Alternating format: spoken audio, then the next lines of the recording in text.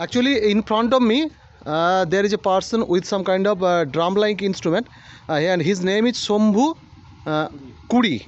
Actually, that is a custom in Bengal to the drummers community to come to different households and beat their drums, and that is usually done after the Diwali, and that has been a folk culture with these people who come from door to door and just beat their drums and have some collections.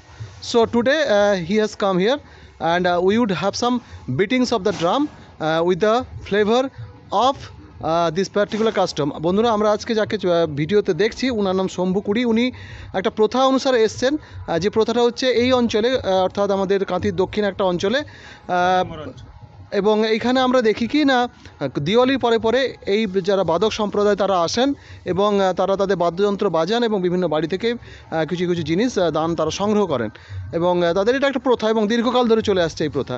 তো শম্ভুবাবুর কাছ থেকে আমরা একটু বাজনা শুনে নিই। শম্ভুবাবু, please.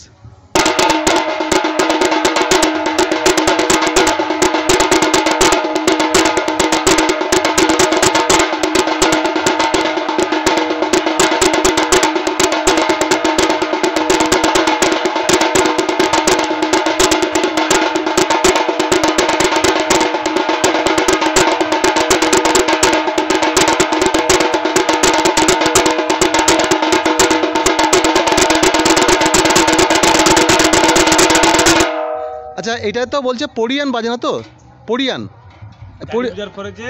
আচ্ছা, পড়িয়ান অষ্টমী আসছে না? আচ্ছা আচ্ছা, তার আগে আমরা মেঘে দিই। ও প্রৌঢ় অষ্টমীর আগে এটা? হ্যাঁ।